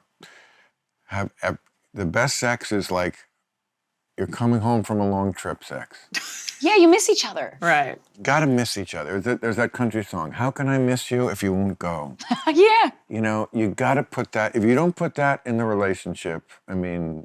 You need separateness. That is vital to your own existence and to your sanity and to your soul. And missing. Yes. Well, I love being separate. I've never lived with a partner, and I never intend to. Yeah, me neither. I like solitude a lot. Like a dog Me is too. a dog and me is that's Right. my max. I've maxed out at the dog. Look, we're perfect for each other. Yeah, Yeah, well, seriously. I did hear a little You'll never bit talk. about We'll never meet. about how you live your life, and I was like, honestly, that sounds really nice. That sounds good. Well, again, there's nothing more personal or individual than how you want to live, and who you want to live with. you Yeah. know. I'm with you. It would be tough without dogs because there is a presence, and it is a. I always say just because they don't talk doesn't mean they can't. Correct. Apparently, a dog can learn up to like 75 words. Our friend is a dog trainer, and I speak to my dog the same way you would speak. They tell you to speak to like a baby, not in baby talk, but in full sentences. I just try to use the same words Yes. over and over again. But you can't talk to them about scheduling matters. No, you Kevin's can't. just not going to care. You can't. I talk to Kevin all day. My dog's name's Kevin. Mine is Sir Alfred Hitchcock. Yeah. So yeah. Yeah, we got dogs. We gave them human names. We started talking to them, and that's honestly. So you couldn't even live with each other. No, I honestly. Her and I. I could live with Yeah. a roommate who I was not romantic with easier than a romantic roommate because you can close the door and Right. go in another room and you're not Right. forced to over communicate everything. You can just like take some time off and the other person's not super offended.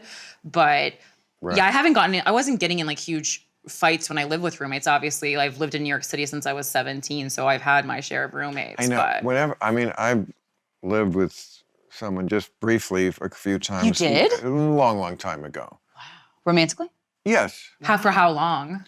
I think each time it was for about a year. Okay. But I mean, we're talking about 1986 and 1992, I think, Okay. or something, a very long time ago. Mm-hmm.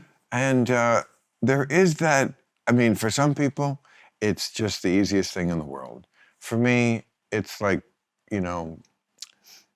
I just felt like I had to, I was never quite comfortable. Yeah, because know, like, their energy is there. Being the only human And you being- feel like you have to announce what you're doing, or like justify what you're doing. Or if you want to eat dinner, you just- got to go, what do you like, want, I like guess? The word considerate comes from the word consider. Yeah. Like, just consider. And like, when I'm alone, I don't have to consider you. Right. It's I don't have lovely. to consider you at all. And that's doesn't make me a bad person. I just don't want to consider all the, and to me, it makes it better because when I am with you, I am extremely considerate because I've stored up The all considering. my consideration. Yeah. Right, 'cause you know what? Like, and you're not on my nerves, you know, and I want to be considerate. I want to be at my best. Can we be at our best and then go our separate ways? I mean, 10%, I would estimate, a I would love to hear this. stat. modest estimation. Love to hear this. 10% of your life, everyone's life, you are disgusting. Oh, okay. Bathroom, Mine's like 30. Living alone is a gift. I look like a troll. You know, disgusting. I Sleep is it disgusting. can be disgusting. Oh, sleep. You sleep How's sleep disgustingly? Sleep is You beautiful. can't help it. You do too. You think you wake up fresh as a daisy? No, But I don't mean, think I wake up disgusted. I don't. Yeah, you do. Ooh. How do you know you're in my bed? Like your breath Well, smells. exactly. Yeah. You think, and when you want to kiss someone who's been sleeping for 8 hours? Really? No. no. Okay, desires. well then you woke up disgusting. I don't want to kiss them even if they had nice breath in the morning. And I don't want to wake up and kiss I another don't want to human. kiss anybody. Yeah. Well, except my dog. I do Dog, kiss my yeah. dog, Yeah. Yeah. I mean, I guess you sleep disgusting. I wouldn't say disgusting. sleep makes you disgusting. It does, because during the night, your body is repairing, but it is also, you know, shit is in your eyes, your breath stinks. Right. You know, I see it in movies. People wake up and they kiss each other, and I'm like, I throw up a little in my mouth, and I'm just watching it on the screen. It's making me Is that why you only sick. lasted a year living with somebody? Like, because you're like, this is so disgusting. I'm Well, vomit I on you. was, morning sex always was an issue because, like, I don't like it. I don't like it for not similar good. reasons. I think that I mean, morning stuff. you know, it And you have can to pee. Can't pee with a boner. peeing, bad Or can you? breath. Yeah. Like there are many. There's a scene in Bridesmaids, but it's the thing where she's in bed with a guy. Right. In this case, it was John Hamm. Yeah. Okay. And she gets up. Sneaks out, goes to the bathroom, does her makeup, and then pretends that he wakes up next to this perfect. Right. Oh, I've done that because I guess we are disgusting. Oh, I just sleep with makeup on in the beginning of a relationship, and then I go, I'll get a facial later to take care of how bad this is gonna do a number on my skin. Well, here's the thing. I got beat up, and my father worked nights. He was in radio. He got up at noon, went to work at 3 in the afternoon, drove from New Jersey suburban to Midtown Manhattan, worked on the radio when radio had news every hour, Right. and then drove home at 11 o'clock. In that era, tanked every night. Because they would go to the Ho-Ho and have martinis. Damn. And get in the Chevy and just drive up the Palisades Parkway.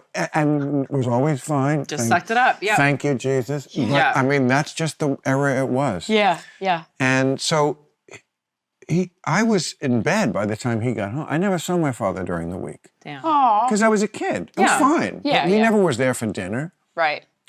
So it was great for this because I could not tell him because I was more ashamed that, I mean, some guys get into a fight. I was not in a fight. You got your butt kicked. Yeah. I had the dog shit beaten out Yeah. of me and never got off a shot. And, you know, I did not want him to know. And my mother, I didn't go to school because my face was fucked up. My mother called and said I had bronchitis. Even my sister doesn't know this, by the way, because she was off at college. This was her freshman year at college. Oh, okay. So it's just my mother and me. And my father must have known because my face was still, He didn't say anything? no, because she must have told him. Oh. Like, don't embarrass during you. Right. Yeah. Like he doesn't want Yeah. to think that he didn't live up to his manhood Right. Right. by fighting more effectively. Did he impart? That's what was in my 14-year-old head. Right. He obviously gave He you never a said sign a that word. he would have judged you? No. Like would he Well, have taught you lessons no. previous to of No, that my father instance? wasn't fucking the great Santini. Okay. He was fucking cool. Yeah. You know, I mean, he was Irish. He had his moments, but, you know, They were enlightened for the 60s, parents. This was 1970. Yeah. They were, but she must have said, don't say anything because he's apoplectic, that you will be disappointed. And, and so he didn't. That's sweet. And I stayed out of school that week with my bronchitis. Mm-hmm. And then, went back and I was a little more careful about the jokes I made after that. Yeah, that'll do it. So, I'll save this to when I get to Catch a Rising Star. Right. This will work good at the comic strip. Yeah, the improv. I think this is. Well, you guys, you were in clubs, right? Yeah. Yeah, we tour. We'll be in clubs I just tomorrow. did Helium. Yeah. Improv tomorrow. Yeah. I love it. Together? Well, we Sometimes. open the show together a lot of times, but we do stand up as separate I know you do, comedians. yeah. Yeah. I've been going on the road solo, doing an hour. That's a fucking, whew. An hour, doing 5-hour shows over a weekend is really awesome. It's really fun. It's a really fun, mentally athletic thing. What's 2 Friday and Saturday and 1 Sunday? 1 Thursday, 2 Friday, 2 Saturday. Oh. Thursday is the best. I remember that era in my life, and it's like, I'm so glad I don't have to do that. night. Just theater in and One out. night- You Nighters might are the find it dream. exhilarating. I would find it just It's tiring. Well, I don't like to do my set, certainly not more than once a night. Right. But even after the second night, I'm done for 2 weeks. Yeah. Because my material, I want to be familiar with it enough to do it Right. great, but not bored with it. Being bored with it is a death sentence. And I had it fine-tuned to the max of where a set can be. Yeah. And there's just something so satisfying about that. yeah. Taking something and refining. And I mean, I'm a tinkerer. Some comics. Word economy. You have good word economy. Word economy. Yeah, and right. That's a lot of it. It's what you're getting that set down to. That's one of the main principles of any art form. A statue has no extra clay. A great novel has no extra chapters. Chapters have no extra paragraphs. Paragraphs have no extra sentences. You got to be able to kill your children. Kill your babies, yep. That's the one of edit. Yeah, I went to edit a film school, and it was big. Like, if you ever watch the director's cut of a film, it's always trash because they want to keep everything, and that's why Sometimes And sometimes they still the customers' correct cut of the film is trash because they kept too much. Right. Movies are generally too long. Most things are generally too long. Yep. Great to meet you. relationships. Yeah. Our time is up, but it was I'm gonna go fantastic. jump on your trampoline then. No. I do have a trampoline. I saw, and I really wanted to jump on Trampolines it. are the best. I'm a child. At You're heart. up there, right? Yeah.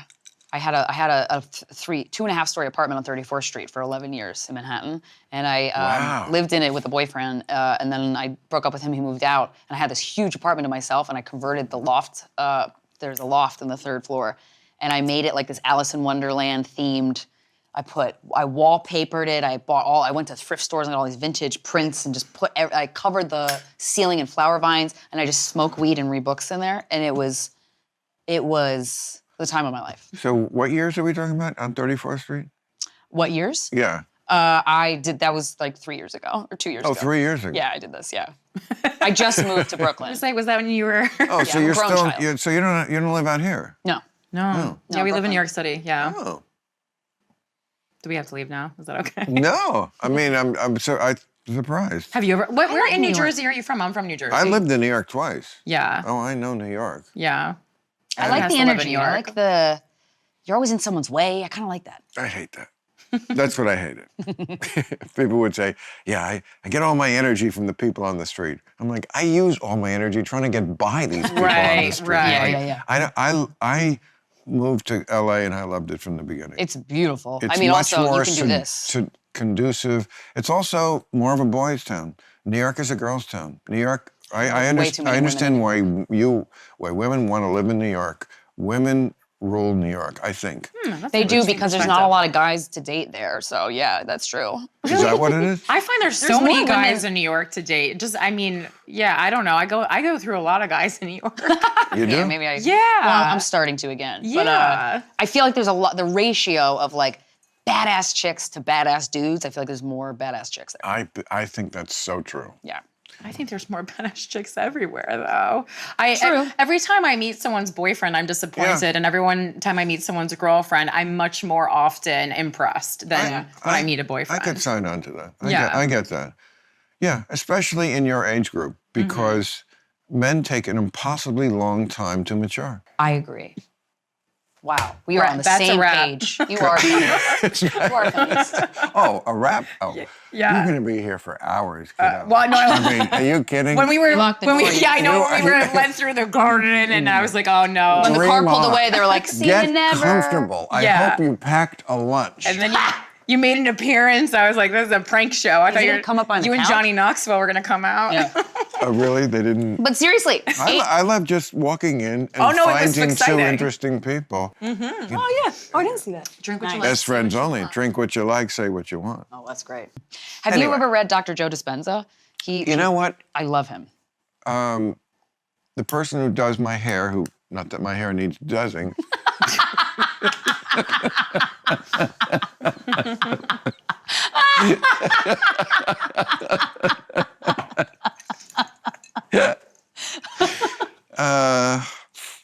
Recommended that book. He's got a lot of And good ones. I got it on Amazon. Is it the was- placebo effect? He's It written a was couple. thick as a brick. I mean, that a book lot of is science jargon. dense. So It's if very- you could sum it up to me in one sentence. He's basically human beings. No inquirer. I absolutely your will. biggest fan. I absolutely will. When you get into a state of meditation, you achieve heart coherence, which means your heart is actually beating at the rate that it should be beating, so it can pump blood to all of your extremities in the way that your body can heal itself. We have cannabinoid receptors in our body naturally. We have opioid receptors in our body. Boy, I know I do. Right, I have a bunch too. I'm a Boy, huge, are they receptive. Yeah, it's great. I Oh love my giving God. them more to do. They put but up a you welcome banner. Yeah. Welcome cannabinoid. Yeah, I have a codependent relationship with my cannabinoid receptors. But he basically says when you achieve a state of meditation, you achieve heart coherence, and essentially you can heal your body. You can heal your body. He healed himself from a spinal cord Well- injury in ways that Western medicine is baffled. Right. But really, because when you go to a doctor in America, you give your power away Okay. to them and go, fix me. But that's not how it works. Again, on the macro level, this is all about the mind-body connection, Yes. which is a fundamental principle of holistic medicine, Mm-hmm. which I subscribe to in general. I mean, I have quibbles with it, as many I do with Western medicine. But one of my big problems with Western medicine is that they do not allow for or countenance in any way the mind-body connection. If you can't quantify it on a chart Yep. that we measured, and it's not that simple. And I Very could give close-minded. 200 years ago, pretty much the main medical remedy was placebo. People thought, Right. because they actually were doing things that were counterproductive to your health, like rubbing dirt into wounds, stupid shit. Yeah. But because Swing and a people miss. thought he was a doctor Yep. Right. and was doing, they actually got better. So in spite of the horrible thing that they were doing. They actually initiated their own healing process mentally. Yeah. Yes. So it's a little like the ghost thing, like, do we know everything? We really don't. But there's something there. Mm-hmm. There is just way more to mind-body health. The unconscious and what role that plays is enormous. Do you know John Sarno? Who that is? Okay, he died a few years ago, was famous enough to get a biography in the New York Times end of year, these are the important dead people issue. Yeah. He was a very, very famous and very celebrated New York surgeon, did all the sports teams, or some of them, back surgery. And at one point he said, I can't do this anymore. Most of the people I'm operating on, it's not about their back, it's about their mind. Yes. And he wrote the book, Healing Back Pain.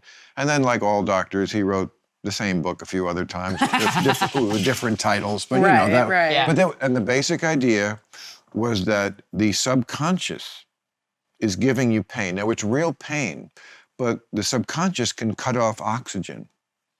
The autonomic nervous system, that's the nervous system that we have that we don't think about. It's breathing. Yep. You don't think about All the breathing. functions, yeah. It's flight or fight. Why do people go white? when they're scared because the blood drained out of there because your autonomic nervous system said we need it in our arms and our legs. Yep.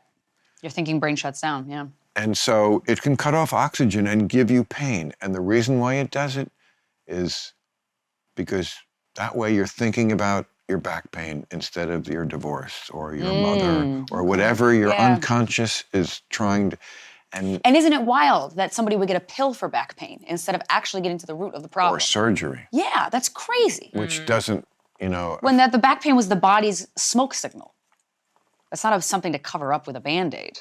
when they do surgery on most discs and that stuff, I mean, they're shaving a part of you, right? Yeah. So that they're not rubbing together. Right. But the two things that are rubbing together, they haven't stopped that movement. You know, Yeah. a friend of mine said it's like they fixed the leaky pipe, or they cleared up the puddle on the floor, but they didn't fix the leaky pipe. Yeah, the source. Yep. Source. Have you read Wim Hof's book? Wim Hof, I know exactly who that is. So I've been doing the breathing technique. And the Wait, we got to tell people Wim Hof, because no, people out there are going, oh, Wim Hof. Every love human his on this work. Wim planet- Hof, oh my God. human on this Thank planet. God. He's a fun guy. Wim Hof is I fucking Danish. love that guy. Yeah. Okay, so Wim Hof, if you don't know, is a Danish guy. I don't know what the fuck he does for a living, but I know what he does. He proved that with just breathing, just intense breathing, like for 5 minutes, like 3 times, 30 times 9. Once a day. Yeah, 3 rounds once a You day. can, I mean, he climbed Mount Everest in shorts. You can withstand incredible cold. He sat in ice baths. He's called the Iceman. Yep. Right? Yep. And he's taken other people with injuries, with autoimmune disease, to Yes. climb mountains. Right. To climb mountains that seasoned, skilled mountaineers can barely do. And he took these Joe Schmoes with health problems and proved that it could be done. This man is incredible. And you're born with everything you need. Your natural pharmacy can be activated. You just have to know how to activate it. Like when you play Mario, Well, the mushrooms and stuff, that's- you have them all in here. This may get taken down or somehow. Just this, right, this I know, it's simple crazy, person's right? simple truth. This is my experience. But that's where we are in America. yeah. Like, we can't hear that anything bad ever happened from anybody. It's like, it's part Because of people's the... nervous systems are in fight or I've flight. never been an anti-vaxxer. I'm just like, I Right. want the truth about it. Right. So just don't tell me until you figure out cancer. Until you can tell me, oh, we know why you got it, and we know what to do about it. Yeah. We're not there. Don't tell me that, please, just do what we say, everything about... You have to because be I don't skeptical. trust you. You've been Yeah. wrong about too much. You don't know too much. And we don't know. I had to quit my dentist recently because he wanted x-rays every time I went. And Oh, I've that's always- unnecessary, and that's so Unnecessary. bad for you. Yeah, and the Right. raise, yeah. I'm like, yeah. if I have a problem, I'll tell you. Right. Right. Then maybe you can do it. Right. You know, I don't want... It's like when the airline calls you. It's never a good No, thing. thank you. And never. I'll call It's you. never for an upgrade. I'll call you if there's a Ever. problem. But like, I don't want x-rays. And their view was like, well, we know it doesn't hurt you. But you don't know. You don't know that, You right? don't know. So shut There's the a fuck up. million different things that it could combine with. And it's obviously so bad we need a lead plate and you leave the room. Yeah. The You know? nurse gets out of there, and you're like, "Where are you going?" Yeah, no, that's I not. thought this So, was safe. okay. That's not good. So, you know, I don't know what that combined with the fact that I ate a lot of tuna fish, right? With mercury, or 1,000 other things. Yeah. The plastic water bottles I drank out of, and was it BPH or what is the thing in the Yeah, the chemical. the in plastic, chemical yeah. you and I mean, there's a million things. The electromagnetic energy, anything, Microwave, cell phones. microwaves, so Yeah. right, anything, and we just don't know. We just don't know. I never like to take a medicine like fresh off the market because Yeah. the OBGYN is always trying to give you something that they just invented. And they're like, no, this is great for you. And Oh I'm my like, I'm God. going to wait a couple, even with I have LASIK. I wasn't the first person to get LASIK. You don't want to be the first person to put a laser in your eye. Yeah. That's wild. Yeah. I let other people do it. And then I got it years later and I can see because of that. So Yeah, I've had it. Yeah. Three times. yeah, it's great. Wait, are those not Sometimes you prescription? need a little correction. So Well, nothing Well, less. it's just cool guy The glasses. lesson Yeah. there, youngin, is nothing lasts forever. yeah. Okay. Yeah. Okay. I think I first got it in '99, but I needed a touch up. And Yeah. Then, and then after the third one, they're like, well, we can't do any more. Oh, you got You to got 3. Wow. Yeah. Yeah, and then I started wearing glasses, and it was a big emotional. It shouldn't have been, but to me, it was just sort of, I don't know. Things take on a significance they don't deserve psychologically. It put was some weight on it. Like aging. 28 years without Yeah. glasses Yeah. and television, and now Yeah. I have to wear. Like I couldn't see the prompter anymore. Right. Yeah. No contacts?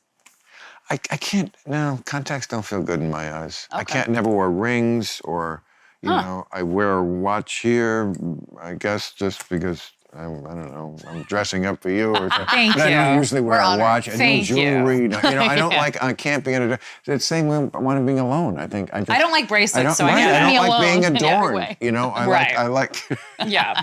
Yeah. Makes sense. All right. Well, Solitaire. I gotta go back to my day job. This is so cool. Thank you. Thank you. Bill. All right. Appreciate it.